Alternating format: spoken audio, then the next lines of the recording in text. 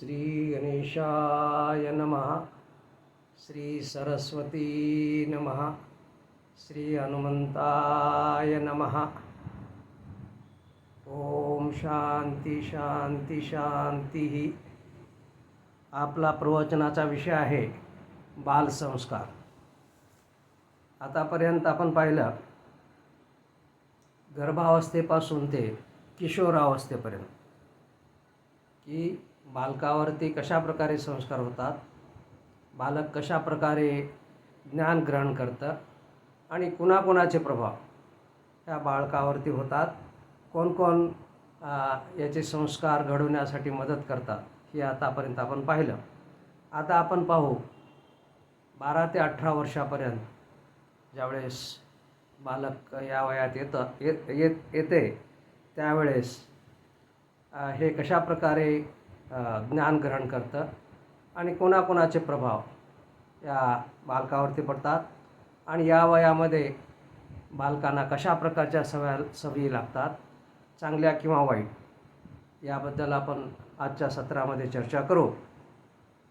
आपण पाहिलं पहा की बाल्यावस्थामध्ये बाळक काय करतं, फक्त निरीक्षण करत असतं. तो पाहत असतो, ते बालक पाहत असतं की आजूबाजूचे मनुष्य आहेत किंवा आईवडील आहेत किंवा इतर मंडळी घरातील आहेत ते कशा प्रकारे वागते याचं फक्त निरीक्षण होत असतं. नंतर ज्यावेळेस ते किशोरावस्थेमध्ये येतं 6 ते 12 वर्षापर्यंत, तर त्यावेळेस हे बालक विचार करायला लागतं आणि विचार करत असताना काही प्रश्न पडतात आणि प्रश्नाचे उत्तरे पाहिजे असतात आणि ते आईवडिलांना प्रश्न विचारतात. काही सवयी लागतात, चांगल्या किंवा वाईट सवयी. ह्या वयामध्ये जे सवयी लागतात त्या पुढच्या युवावस्थामध्ये त्या घट्ट होतात. म्हणजे ह्या वयामध्ये बालकाला ज्या सवयी लागतात त्याचं मूळ तिथं आहे, आपण असं मानलं तरी चालेल.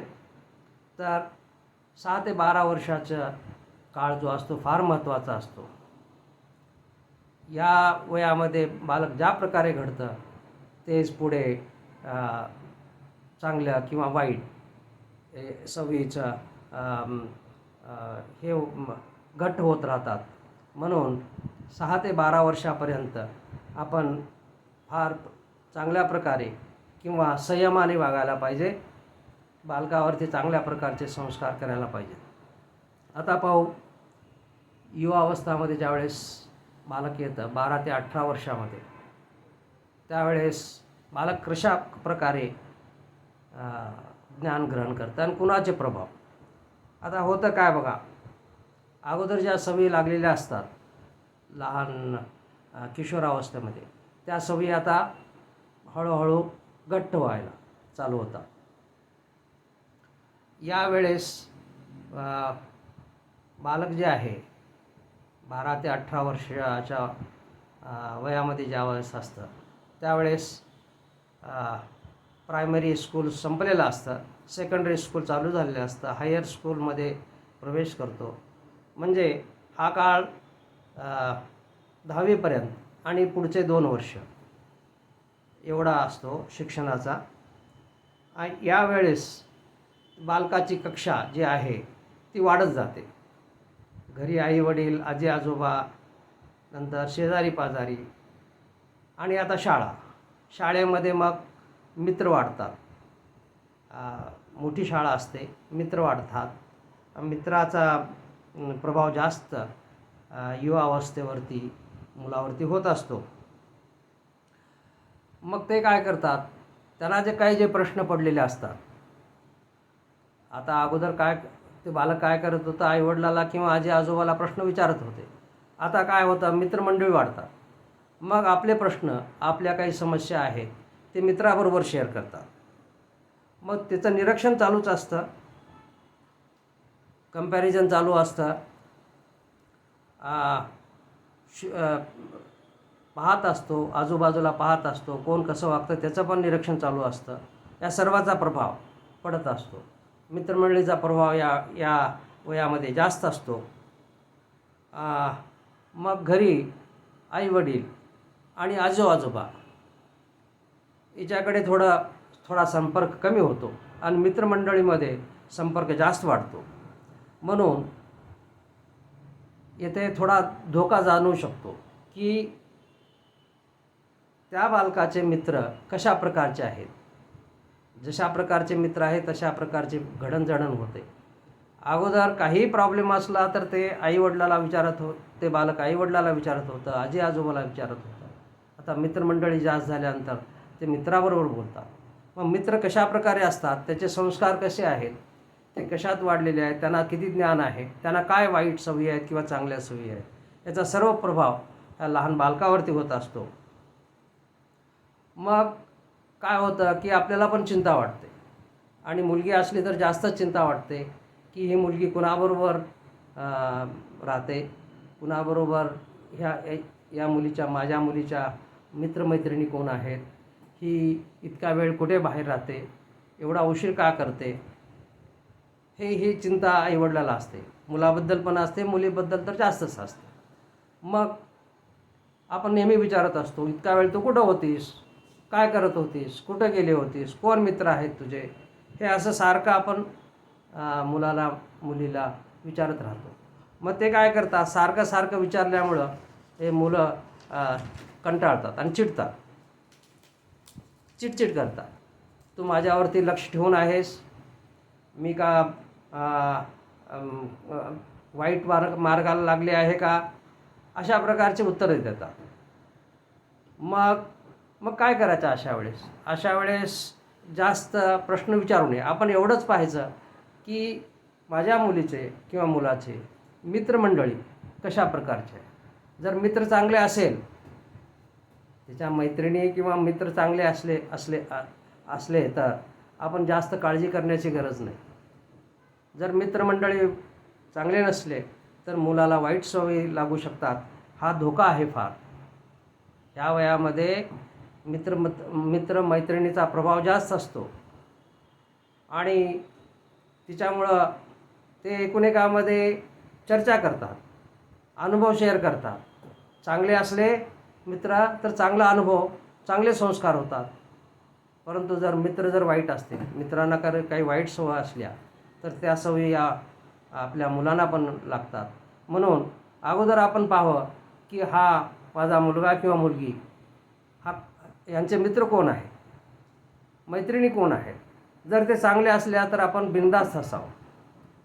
म्हणजे रोज विचारण्यापेक्षा, रोज चौकशी करण्यापेक्षा मित्र कसे आहेत ते पाहावे आणि मित्र चांगले असेल तर आपण जास्त चिंता करू नये. आता हे वय का असतं बघा म्हणे, या वयामध्ये शरीरामध्ये बदल होत असतात. मुलीच्या शरीरात होतात, मुलाच्या शरीरात होतात. आणि ज्यावेळेस शरीरामध्ये बदल होत राहतात त्यावेळेस एक प्रकारचं मनावरती ताण येतो मुलाच्या. मुलं या शरीराच्या बदलाला जे बदल होतात त्याचा अनुभव नसतो, त्यांना काहीतरी विचित्र वाटतं. मग असं का होतं, अशा प्रकारचं त्याच्या मनावरती परिणाम होतो. तर हा शरीर बदल स्वाभाविक आहे, नैसर्गिक आहे. शरीर बदल होणारच, शरीरामध्ये बदल होणार, मुलीच्या होणार, मुलाच्या होणार. तर या वेळेस की आईवडिलांनी पण आपण समजुतीने वागायला पाहिजे. त्यांचं काय प्रॉब्लेम काय, त्यांची समस्या काय आहे हे समजून घ्यावे आणि त्याच्या कलाप्रमाणे वागावं. ही जी वेळ आहे 1-2 वर्षाची, ज्यावेळेस बदल होतात सुरुवातीचे, त्यावेळेस शरीरामध्ये बदल होतात, त्याचा परिणाम मनावरती होतो. तर हे आईवडिलांनी, आजी आजोबांनी समजून घ्यावं आणि मुलीच्या कलेप्रमाणे वागावे. आणि यावेळेस काय होतं पहा म्हणे, यावेळेस प्रत्येक मुलांना किंवा मुलीला ते आरशासमोर बऱ्याच वेळ उभा टाकतात आणि आपला चेहरा पाहत असतात. त्यांना वाटतं की आपण सुंदर दिसावं, याचा प्रयत्न असतो. हे स्वाभाविक आहे. हे जे बदल आहेत ते स्वाभाविक आहेत. मेकअप करतात, केस विंचरतात. मुली तरी बराच वेळ आरशासमोर बसलेले असतात. मग ही स्वाभाविक परिस्थिती आहे, ही आईवडिलांनी समजून घ्यावं. आणि त्यावेळेस मग त्या मुलीला भांडू नये. अगं किती वेळेस तू आरशासमोर बसतेस, अशा प्रकारे भांडू नये. तिला समजून घ्यावं. हे वय आहे, ही नॅचरल आहे. मुलांना सुंदर दिसावं, आरशासमोर बसावं, मेकअप करावा, हे मुलींना वाटतं, मुलांना पण वाटतं. बराच वेळ ते उभा टाकलेले असतात पहा. तर याच्यावरती जास्त काळजी करू नये. हा शारीरिक बदल आहे, हा नॅचरल आहे, हे नॅचरल आहे. तर त्याप्रमाणे आपण जास्त काळजी करू नये. मुलाच्या कलाप्रमाणे वाढवावी. आणि ही जी सवय आहे काही दिवसानंतर मग कमी होत जाते. काही दिवसानंतर ती कमी होते. जास्त याचा बाऊ करू नये आपण. आणि मुलींना दोष देऊ नये. सारखं त्याच्यावरती ओरडू नये. किती वेळेस तू आरशासमोर बसतेस, किती वेळेस केस विंचारतेस, किती वेळेस मेकअप करतेस, अशा प्रकारचा बोलू नये आपण. त्याचा वाईट परिणाम होतो मुलावरती. आता पहा, हिच्या अगोदरच्या सत्रात आपण एक मुलाबद्दल, ग्रीक मुलगा जो नार्सिसस आहे, तिच्याबद्दल आपण थोडं चर्चा केली होती. तो किती सुंदर होता. तो स्वतःला फार श्रेष्ठ समजायचा. माझ्यासारखा सुंदर कोणी नाही असं तो समजायचा आणि दुसऱ्यांना तुच्छ मानायचा. तर ही जी वृत्ती आहे, नार्सिसिझम डेव्हलप या काळामध्ये होण्याची शक्यता असते. मुलं आत्मकेंद्रित होतात, दुसऱ्याला तुच्छ मानतात. जर मुलगी किंवा मुलगा सुंदर असला तर आणखीन जास्तच प्रॉब्लेम. तर मुलामध्ये हे कॉम्प्लेक्स डेव्हलप होऊ नये, हे नार्सिसिझम डेव्हलप होऊ नये, याची आपण काळजी घ्यावी. हा एक प्रकारचा मोठा मनोविकार आहे. तर थोडा बहुत ठीक आहे, मेकअप करणं किंवा थोडं आरशासमोर बसणं, केस विंचारणं, हे थोडं ठीक आहे. परंतु अति होऊ लागलं तर याचा अवश्य विचार करावा आईवडिलांनी. आणि ही नार्सिसिझमला तर बळी पडत नाहीत ना आपली मुलं, याच्याबद्दल काळजी घ्यावी. आता होतं का आणखी की हळूहळू मुलं मित्रमंडळीमध्ये जास्त रमत असल्यामुळे आईवडिलाला किंवा आजी आजोबाला थोडं दुर्लक्ष करतात. तर त्यावेळेस काय करायला पाहिजे प्रत्येक आईवडिलांनी किंवा आजी आजोबांनी, की मुलाबरोबर बसावं, मुलाबरोबर गप्पा गोष्टी कराव्या. आपले अनुभव जे आलेले आहेत, आपण ज्यावेळेस कॉलेजमध्ये होतो किंवा शाळेत होतो, हायस्कूलमध्ये होतो, आपले अनुभव का होते, आपले मित्र मैत्रिणी कसे होते, आपले अनुभव त्यांना सांगावे. म्हणजे मुलाबरोबर बसावं, त्याच्याबरोबर चर्चा करावी आणि त्यांना विचारावं की तुझे मित्र मैत्रिणी कसे आहेत, तुम्ही काय चर्चा करता, काय डिस्कस करता. आता ते पूर्ण सांगणार नाहीत, कारण मित्र आणि मैत्रिणीमध्ये ज्या गप्पा होत असतात ते आईवडिलाबरोबर शेअर करत नाहीत. आपण पण शेअर करत नव्हतो आपण ज्यावेळेस त्या वयात होतो. हे समजून घ्यावं. तर त्या मुलाबरोबर संवाद हा फार महत्त्वाची गोष्ट आहे. संवाद जर ठेवला तर जे मुलं आपल्याला दुर्लक्ष करत होते ते हळूहळू जवळ राहतात, जास्त दूर जात नाहीत. ही जी वय असतं ते वय आपण म्हणतो की चांगल्या गोष्टी किंवा वाईट गोष्टी, चांगले सवय वाईट सवय ही लागण्याचं वय आहे. मग त्यावेळेस कधी प्रेमाने वागावं आणि कधी ताठर भूमिका पण घ्यावी. ज्यावेळेस आपल्याला समजू लागलं की मुलाचा पाय घसरतो, आपण म्हणतो बघा मोठ्या भाषेमध्ये म्हणतो पाय घसरतो, मुलगा वाईट सवयीला लागतो का, हिच्यावरती लक्ष असावं. पण तो सारखा तिच्या मागे लागू नये. लक्ष असावं की हा काय करतो, कसा वागतो.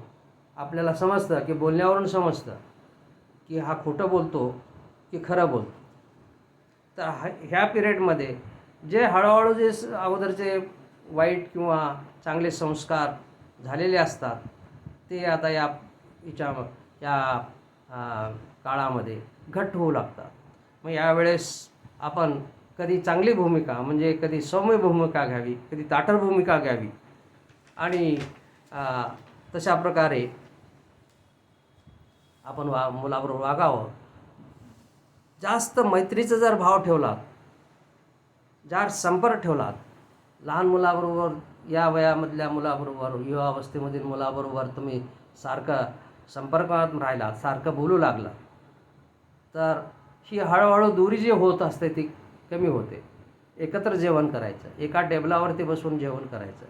संध्याकाळचं जेवण, आता दुपारचं जेवण तर ते शाळेत करतात, कॉलेजमध्ये करतात, परंतु संध्याकाळचं जेवण तर एकत्र करावे, चर्चा करावी.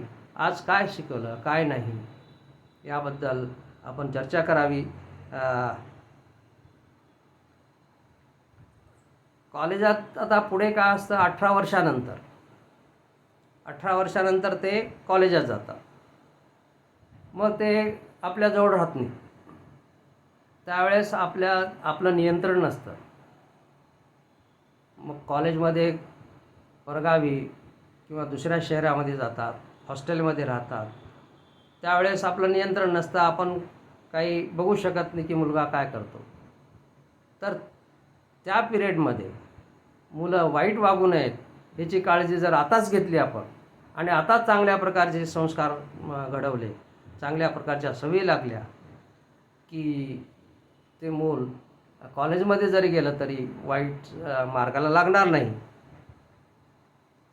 आता सध्याचा हे युग आहे, यांत्रिक युग म्हणा किंवा मोबाईलचं युग म्हणा किंवा टी व्हीचं युग म्हणा, या युगामध्ये प्रलोभन हे जास्त आहेत. चहूकडे तुम्हाला प्रलोभनं दिसतील. अगोदर काय होतं, आमच्या लहानपणामध्ये त्यावेळेस टी व्ही नव्हता, इवन रेडिओसुद्धा नव्हता. सिनेमा तर मोठ्या शहरामध्ये असायचा. तर ह्या प्रकारच्या ज्या सवयी आणि लहान मूल पाहत असतं ते आमच्या काळामध्ये नव्हतं. या काळामध्ये हे टी व्ही, सिनेमा आणि मोबाईल याचं प्रलोभनं जास्त आलेले आहेत. आता याच्यामध्ये एक मला कथा आठवते भागवतामध्ये, की मनुष्याचं पतन कसं होतं बघा. चांगला जरी मनुष्य असला, चांगला जर असला तरीसुद्धा त्याचं काही कारणामुळं कसं पतन होतं हे भागवतामध्ये एक फार सुंदर कथा आहे. एक अजामिल नावाचा ब्राह्मण होता. तो त्रिकाल संध्या करायचा, शास्त्राचं पठण करायचा. त्यांना एक घरी ते बायको होती, नवरा बायको राहत होते. हा ब्राह्मण त्रिकाल संध्या आणि शास्त्राचं पठण करणारा, त्याला कशाचंच व्यसन नव्हतं. तो सात्विक प्रवृत्तीनं वागत होता. मग झालं काय, की एक वेळेस तो काही कारणासाठी जंगलात गेला होता, आणि जंगलातून येत असताना त्याने एक दृश्य पाहिलं. एका तळ्यामध्ये एक सुंदर स्त्री आंघोळ करत होती. अर्धवट कपड्यामध्ये ती आंघोळ करत होती. हे दृश्य त्या अजामिलनं पाहिलं, आणि अजामिलचं मन विचलित झालं. तो घरी आला. घरी आल्यानंतर तेच दृश्य तिच्या डोळ्यासमोर सारखं येत होतं. मग शेवटी त्याने निर्णय केला, त्या स्त्री कुठे राहते, काय करते याचा शोध घेतला, आणि त्या स्त्रीला आपल्या घरी घेऊन आला.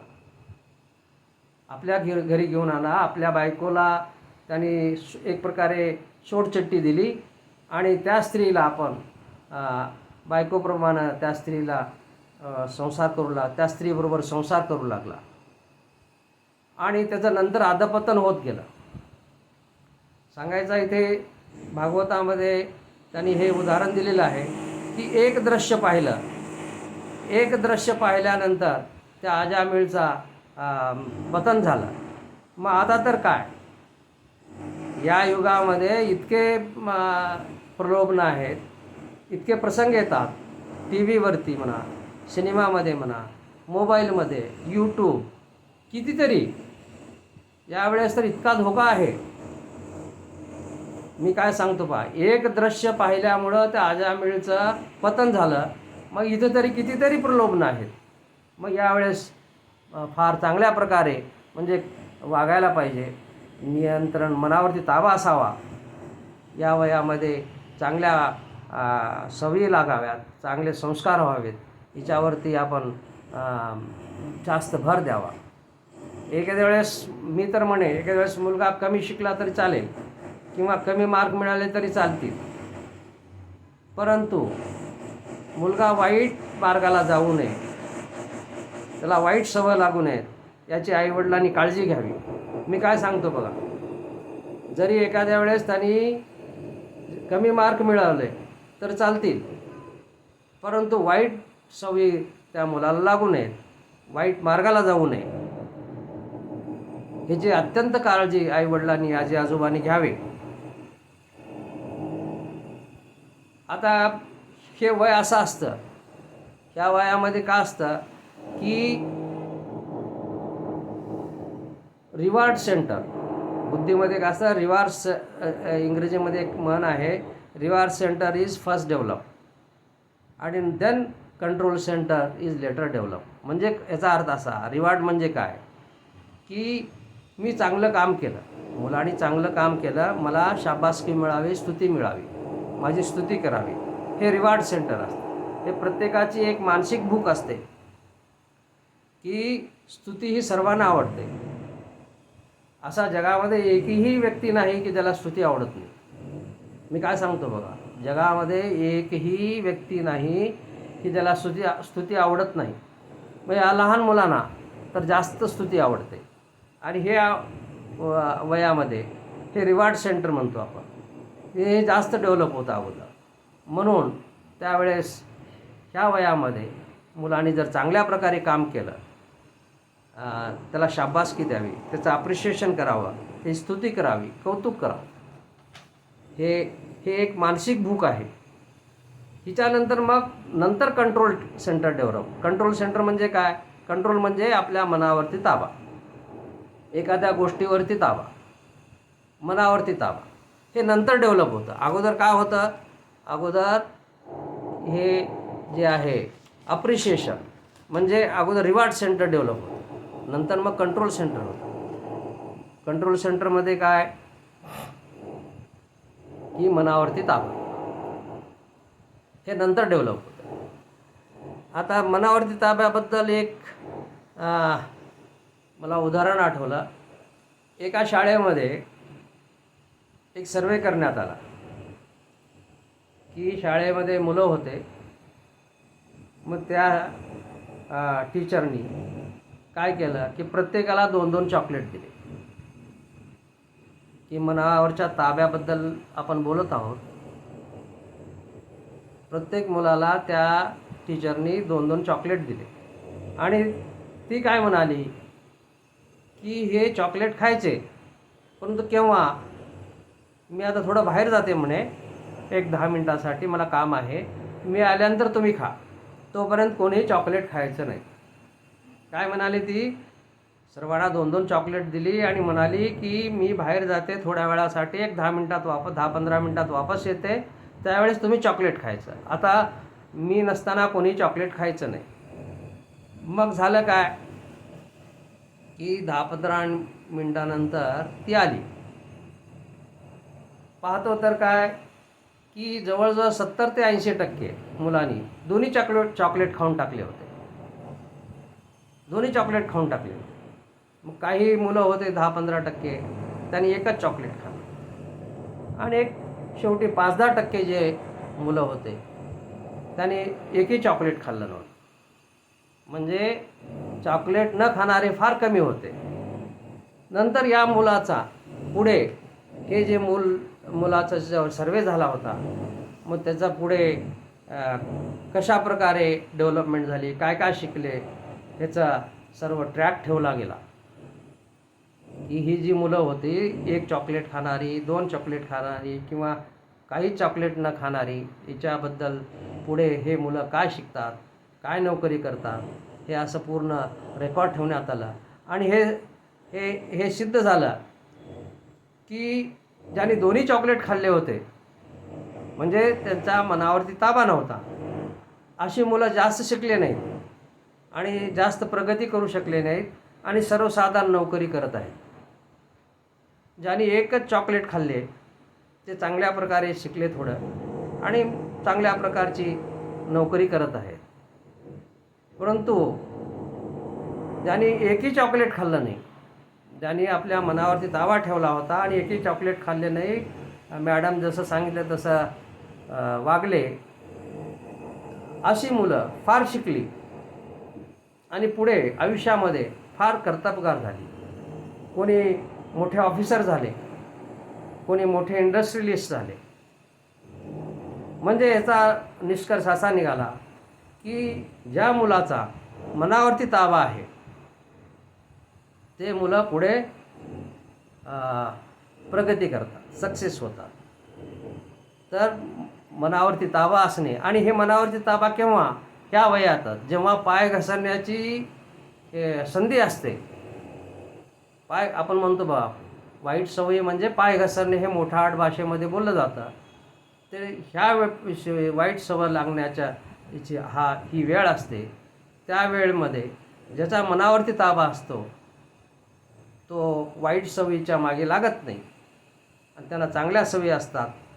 तर मनावरती ताबा हा फार महत्त्वाचा आहे. आणि तो कसा डेव्हलप करायचा? या वयामध्येच मनावरती ताबा डेव्हलप होऊ शकतो. एक वेळेस मनुष्याचे विचारसरणी घट्ट झाली तर त्याचे विचार बदलत नाही. म्हणून या वयामध्ये, या युवावस्थेमध्ये किंवा किशोरावस्थेपासूनच युवावस्थेमध्ये मन कसं ताब्यात ठेवावं हिच्यावरती आपण अवश्य विचार करावा. मन ताब्यात ठेवण्याचे बरेच प्रयोग आहेत. माझ्या मताप्रमाणे, बाकी आहेत प्रयोग, परंतु माझ्या मताप्रमाणे प्राणायाम हे फार महत्त्वाची गोष्ट आहे. प्राणायाम शिकवावं लहान मुलाला. मी अगोदरच्या सत्रात सांगितलं की भ्रमरी प्राणायाम करावा. आणि मूल जर हे युवा अवस्थेतील म्हणा किंवा किशोरावस्थेतील मूल जर प्राणायाम करू लागलं तर मनावरती ताबा ते मिळू शकतं. नंतर त्यांच्या बुद्धीची विकास होतो. दुसरी गोष्ट आहे सत्संग. अध्यात्मामध्ये याला सत्संग म्हणतात. सत्संग म्हणजे चांगल्या लोकाबरोबर किंवा चांगल्या मित्राबरोबर राहणे. संगदोष एक शब्द प्रयोग केला जातो. म्हणजे आपण ज्याच्याबरोबर राहतो त्याचे चांगले किंवा वाईट गुण आपल्यात येतात.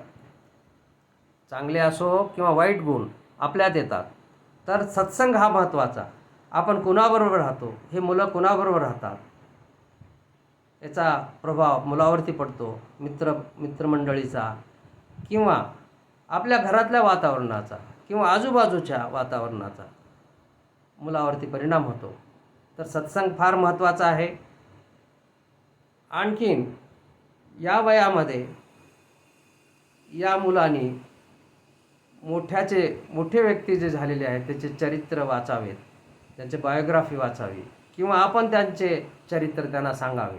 म्हणजे कसं, श्रीकृष्ण महाराज आहेत, रामचंद्र प्रभू आहेत, हनुमान आहेत, स्वामी विवेकानंद आहेत आणि आताच्या काळामधील काही आहेत जसे बालगंगाधर टिळक आहेत, सावरकर आहे, महात्मा गांधी होऊन गेले. यांचे चरित्र हे कशा प्रकारे परिस्थितीला तोंड देत होते, कशा प्रकारे त्यांनी परिस्थिती अनुकूल नसतानासुद्धा ते कसे पार करून गेले, त्यांनी आपल्या मनावरती कसा ताबा ठेवला, ते कसे इंग्रजाविरुद्ध कसे त्यांनी लढा दिला, त्यांनी कसं शौर्य गाजवलं, ही अशा प्रकारची चरित्र त्यांना वाचायला द्यावेत किंवा आपण त्यांना सांगावे. श्रीकृष्ण महाराजाचं जर तुम्ही आयुष्य पाहिलं तर लहानपणापासूनच प्रतिकूल परिस्थितीमध्ये ते राहिले. शेवटीसुद्धा त्यांचे यादव जे बंधू होते, त्यांचा परिवार होता, ते सुद्धा श्रीकृष्ण महाराजांचं ऐकत नव्हते. अशी परिस्थिती होती. या अशा वाईट परिस्थितीमध्ये सुद्धा श्रीकृष्ण महाराज कशा प्रकारे वागत होते, कशा प्रकारे धैर्याने तोंड देत होते, हे उत्तम उदाहरण आहे. महात्मा गांधी आहेत, सावरकर आहेत. सावरकरांना काळ्या पाण्याची सजा झाली होती, ते कशाप्रकारे हिमतीने ती काळ्या पाण्याची सजा त्यांनी भोगली आणि तिच्यातून पार आले, हे अशा प्रकारचे चरित्र या मुलांना सांगावे किंवा त्यांना वाचायला द्यावे. कसं असतं पहा की कष्ट सहन केल्याशिवाय, कष्ट सहन करणे हे फार महत्त्वाची गोष्ट आहे. आमचे वडील तर म्हणायचे कष्टाला पर्याय नाही. वडील सांगायचे लहानपणी आम्हाला की कष्टाला पर्याय नाही, कष्ट करायलाच पाहिजे, कष्ट सहन करायला पाहिजे. मग हे कष्ट सहन करण्याची सवय कशी लावावी, ही लहानपणापासूनच सवय लावायला पाहिजे. कशी? आता पहा, आपल्याला तहान लागते, भूक लागते, ती सहन होत नाही. मोठं झाल्यानंतर थोडं जरी भूक लागली, एक वेळेस जर जेवण नाही मिळालं तर सहन होत नाही. मग ती सहन करण्याची ताकद ही लहानपणापासूनच त्याच्या लहान मुलामध्ये डेव्हलप करा. त्याच्यासाठी उत्तम उपाय आहे उपवास. हळूहळू लहान मुलांना युवावस्थेमध्ये आलेले असतात, 12 ते 18 वर्ष झालेले असतात, त्यावेळेस उपवासाची सवय लावा. उपवासाची सवय लावल्यानंतर एक प्रकारचा मनावरती ताबा मिळतो की प्रत्येक गोष्ट आपल्याला मिळणार नाही हिची जाणीव होते आणि मन ताब्यात राहतं. उपवास ही फार शारीरिकदृष्ट्या पण आणि मानसिकदृष्ट्या पण ही फार चांगली गोष्ट आहे, मनावरती ताबा ठेवण्याची आणि शरीर सुदृढ ठेवण्याची पण. थंडी, गरमी, पाऊस हे सहन करण्याची सवय लहानपणापासूनच लावा. आता होतं आहे काय, आपण अति काळजी घेतो. अति काळजी घेतल्यामुळं मुलं हे त्याच्यामध्ये कष्ट सहन करण्याची क्षमता राहत नाही. थोडी जरी थंडी आली की आपण लगेच मुलांना स्वेटर घालतो. थोडं जरी गरमी आली तर AC लावतो. पाऊस आला, छत्री घे, रेनकोट घे. म्हणजे काय, थोडंसुद्धा ही जी प्रतिकूल परिस्थिती आहे त्याला सामोरं जाण्याची सवय लहान मुलाला नसते. मग होतं काय, थोडी थंडी वाढली किंवा थोडी गरमी वाढली, पाऊस आला की या मुलांना सहन होत नाही. मग आता काहीतरी कोणता तरी हंगाम येणारच ना, कोणता तरी ऋतू राहणारच. थंडी तर राहणार, पावसाळा तरी राहणार, गरमी तरी राहणार. मग अशा वेळेस काय करायला पाहिजे? हायपर होतात मुलं, चिडचिड करतात, थोडंसुद्धा सहन होत नाही. मग या गोष्टी लहान वयामध्येच आपण त्याला सवय लावली थोडी थोडी तर ते प्रतिकूल परिस्थितीमध्ये हे निभावू शकतात. तर आता दुसरं हे अभ्यास. लहान मुलांनी तर अभ्यास करायला पाहिजे, खेळायला पाहिजे. आता अभ्यासावरती थोडं बघू. सुरुवात आपण किशोर वयात केली होती, मुलांनी कसा अभ्यास करावा. लहान किशोरावस्थेमध्ये अगोदर मुलांना आवड निर्माण करावी, अभ्यासाची नोट्स काढण्याची सवय लावावी, रोज काहीतरी वाक्य लिहायची सवय लावावी, विचार करण्याची क्षमता वाढते. आणि ही सवय पुढे या युवा अवस्थेमध्ये सुद्धा चालू ठेवावी. की याचे बरेच फायदे अगोदरच्या सत्रात मी सांगितले. ही सवय आणखी पुढे ठेवावी. आता आणखीन एक करावं. या वयामध्ये किशोरावस्थेच्या संपल्यानंतर युवावस्थेमध्ये ज्यावेळेस मूल येतं त्यावेळेस काय करायचं की आपले मित्र मैत्रिणी असतात पहा, आणि आपण कुणातरी एका सब्जेक्टमध्ये हुशार असतो आणि आपले मित्र किंवा मैत्रिणी कुणातरी एका सब्जेक्टमध्ये हुशार असतात. मग काय करायचं, आठवड्यातून 1-2 दिवस एकत्र बसायचे, कमीत कमी दोघं बसायचे किंवा तिघं-चौघं बसायचे. आणि ज्याला जो विषय चांगला येतो, समजा गणित असेल तर गणिताची लेक्चर त्यांनी घ्यावी, गणित दुसऱ्याला समजावून सांगावे. कुणाला सायन्स येत असेल, सायन्समध्ये तो प्रवीण असेल तर सायन्स काही सब्जेक्ट, काही विषय घेऊन त्यावरती चर्चा करावी आणि त्याने दुसऱ्याला शिकवावं. मी काय सांगतो पहा की मित्रमैत्रिणी बसावेत आणि ज्यांना जो विषय चांगला येतो तो विषय दुसऱ्याला सांगावा, शिकवावा. कमीत कमी एक 2 तास चर्चा करावी. आठवड्यातून 1-2 वेळेस बसावं. हिच्यानं होतं काय, की आपण जे शिकलो तिची उजळणी होते. आणि ज्यावेळेस शिकवत असतो आपण दुसऱ्यांना, तर त्यावेळेस ते आपण जे शिकलेलं असतं पक्कं होतं. दुसऱ्यांना पण फायदा होतो. ज्यांना जास्त माहीत नसतं त्यांना फायदा होतो. मित्रमैत्रिणी आपल्याबरोबर ओपन असतात. शिक्षकाबरोबर तेवढे ओपन नसतात, जास्त प्रश्न करू शकत नाहीत. परंतु आपल्याला प्रश्न विचारू शकतात. त्यांना काही नाही समजलं तर ते विचारू शकतात. आपण त्या प्रश्नाचे उत्तर देऊ शकतो. ही जर चर्चा करावी, हे माझं मत आहे. आणि हा बघा अनुभव घेऊन, की लहान मुलं या अवस्थेमध्ये ज्यावेळेस मुलं हायस्कूलमध्ये असतात किंवा 11वी-12वीमध्ये शिकत असतात, ते एकत्र यावेत. चांगल्या विषयावरती ज्याचं नॉलेज आहे त्याच्यावरती चर्चा करावी. त्यांनी दुसऱ्याला समजावून सांगावे. जो सांगणारा जो असतो त्याचे विषय पक्के होतात, त्याचं ज्ञान पक्कं होतं आणि दुसऱ्याला पण त्याचा फायदा होतो. अध्यात्मामध्ये यांना कीर्तन म्हणलेलं आहे. कीर्तन म्हणजे काय, आपल्याला जे येतं आपण अगोदर काय करतो, श्रवण करतो आणि ज्ञान प्राप्त करतो.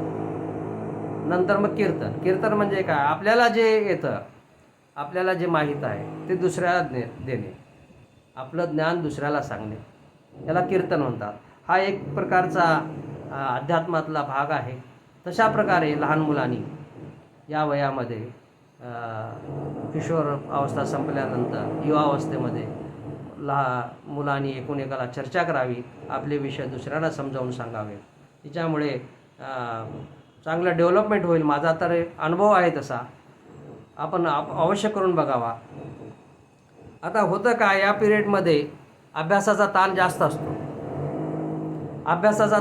असतो. मुलं मग डिस्टर्ब होतात, मुलं कंटाळतात आणि कधी बुद्धी काम करायची बंद करते. मग आपण म्हणतो ना, सॅच्युरेशन होते, बुद्धीचे सॅच्युरेशन होते. मग त्यावेळेस काय करायला पाहिजे, स्ट्रेस रिलिव्हिंग करायला पाहिजे. बुद्धीचा ताण कमी करायचा. बुद्धीचा ताण कसा कमी होतो, कसा कमी होतो पहा. म्हणे आपल्याला काही गोष्टी आवडल्या, काही गोष्टी आवडतात, त्या जर करू लागलो तर आपल्या बुद्धीचा ताण कमी होतो. हे सर्वांचा अनुभव आहे. आपल्याला समजा एखादी संगीत आवडतं, जर संगीत ऐकत राहिलो, सुगम संगीत ऐकलं तरी आपल्या बुद्धीचा ताण कमी होतो. किंवा एखादी सवय असली, गायन करण्याची सवय असली, आपण समजा गायन करू लागलो तर आपल्या बुद्धीवरचा ताण कमी होतो. किंवा कोणतीही सवय तुम्हाला जी असेल, समजा एखादी तबला वादन आहे म्हणा, पेटी वादन आहे किंवा पेंटिंग आहे, ही जर सवय असेल तुम्हाला, ती करावी आपण. किंवा खेळ किंवा गार्डनिंग, छोट्या गोष्टी आहेत. जी आपल्याला सवय असेल ती जर करू लागलो आपण तर बुद्धीचा ताण कमी होतो. मग काय करायचं या मुलांनी, की जर तुम्हाला कंटाळा आला, अभ्यास करून कंटाळा आला, तर काय करायचं, थोडा वेळ विरंगुळा म्हणून ही जी आपण आपली जी सवय आहे, ही आपली जी छंद आहे तो जोपासावा आणि तिच्यामध्ये थोडा वेळ काढून ठेवावा. आणि तिच्यामुळे काय होतं, की जे आपला जो बुद्धीचा ताण आहे तो कमी होतो. की आपला जो छंद आहे तो जर आपण करू लागलो तर तो बुद्धीचा ताण कमी होतो, स्ट्रेस कमी होतं. हा सर्वांचा अनुभव आहे. समजा कुणाला ड्रायव्हिंग येतं, आता 18 वर्षापर्यंत तर ड्रायव्हिंग लायसन मिळत नाही, ते 18 नंतर मिळू शकतं. कित्येकांना लॉंग ड्राईव्हला गेल्यानंतर बरं वाटतं, हे कॉलेजला गेल्यानंतर करावे. परंतु अगोदर या वयामध्ये जो काही छंद असेल तो छंद त्यासाठी थोडा वेळ काढून ठेवावा. जर तुम्ही ज्यावेळेस आपलं बुद्धी काम करत नाही, अभ्यास करून बुद्धी सॅच्युरेशन होते, त्यावेळेस हा छंद जोपावा. मग त्यावेळेस आईवडिलांनी हे म्हणू नये, अरे अभ्यास कर, हे काय करतोस तू, हे काय पेंटिंग करतेस, हे तुझं 10वीचं वर्ष आहे, 12वीचं वर्ष आहे, अभ्यास करायचं सोडून तू काय खेळतोस, किंवा हे काय तू तबला वाजत बसलास, पेटी वाजत बसलास, असं म्हणू नये. आईवडिलांनी किंवा आजी आजोबांनी हे भांडू नये मुलांना, तो एक प्रकारचा विरंगुळा असतो. तुम्ही पहा, स्ट्रेस रिलीव्ह करण्यासाठी, मन मोकळं करण्यासाठी हा फार प्रभावी उपाय आहे. जो आपल्याला छंद आहे तो छंद जोपासावा. मी नेहमी म्हणत असतो की मुलांनी दोनच गोष्टी कराव्या, एक अभ्यास आणि दुसरा खेळ. खेळमध्ये ह्या छंद पण आले, दुसरे काही जे जे मी सांगितलं ते छंद आले. आणखीन एक लहान या वयामध्ये करावं की सुरुवातीपासून अभ्यासाची सवय लावा. पहा, सुरुवातीपासून अभ्यासाची सवय लावावी आणि सुरुवातीचे समजा 1-2 तास आहे रोजचे अभ्यास करावा. नंतर तो पुढे पुढे वाढवत जावा. मुलगा कोण्या वयात वर्गात आहे त्याप्रमाणे. तर हे रेग्युलर अभ्यास केला तर तुमच्यावरती ताण पडत नाही, अभ्यासाचा ताण पडत नाही. नाहीतरी काय होतं पहा, आपण बऱ्याच वेळेस पाहतो परीक्षा आल्यानंतर काय होतं की 1 महिना किंवा 15 दिवस, 2-3 आठवडे अगोदर मुलं इतका अभ्यास करतात, रात्रंदिवस अभ्यास करतात, झोपत नाहीत, विश्रांती घेत नाहीत. कारण त्यांचं रिव्हिजन झालेलं नसतं, अभ्यास झालेला नसतो. मग खूप अभ्यास करतात, मग ताणतणाव येतो. आता सांगितल्याप्रमाणे बुद्धी सॅच्युरेट होते. मग आपण काय वाचतो ते पण समजत नाही. आता ह्याच्यामध्ये यावेळेस मला एक आठवलं की आम्ही ज्यावेळेस कॉलेजमध्ये होतो, आम्ही 5-6 मुलं एका रूमवरती राहत होतो. मग माझ्याबरोबर आमचे एक सिनियर होते, ते आमच्याच गावचे होते, वकील साहेब. ते नंतर वकील झाले, आम्ही त्यांना वकील साहेब म्हणायचं. माझ्यापेक्षा वयस्कर होते. ते फार हुशार होते. त्यांनी MA इंग्लिश केलं आणि नंतर मग LLBचा कोर्स करायचं त्यांनी ठरवलं आणि ते LLBला गेले. LLBला सेमेस्टर पद्धत होती त्यावेळेस.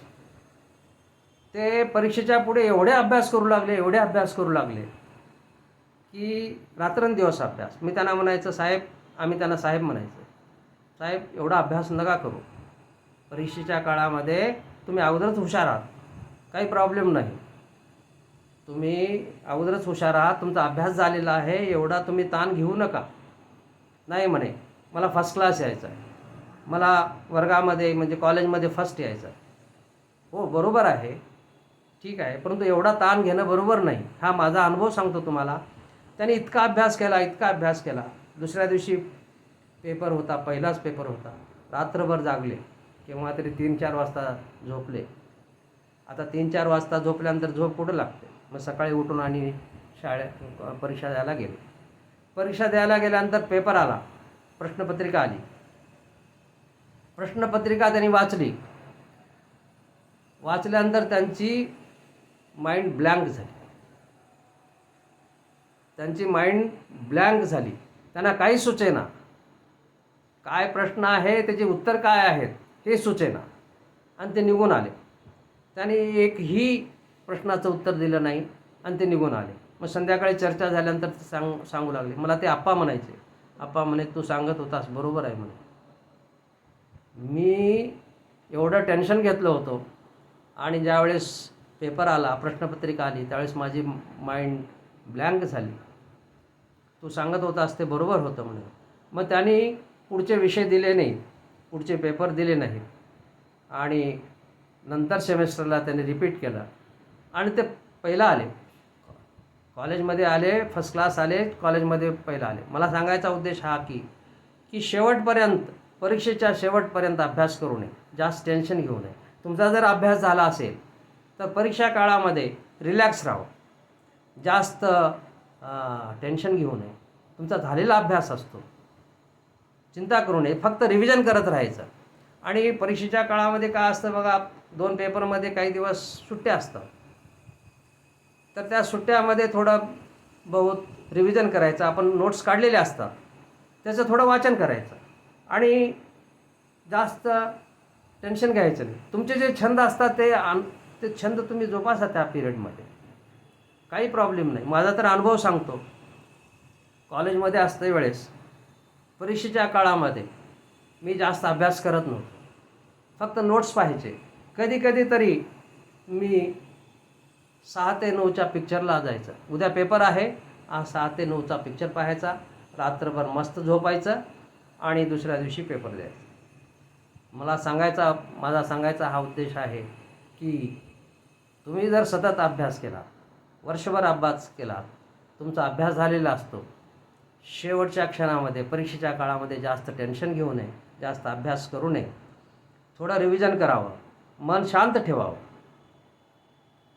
तर आता आणखीन काही विषय आहेत, त्याबद्दल आपण नंतर बोलू. आता आजच्या सत्रामध्ये इथंच थांबतो. ओम शांती शांती शांती.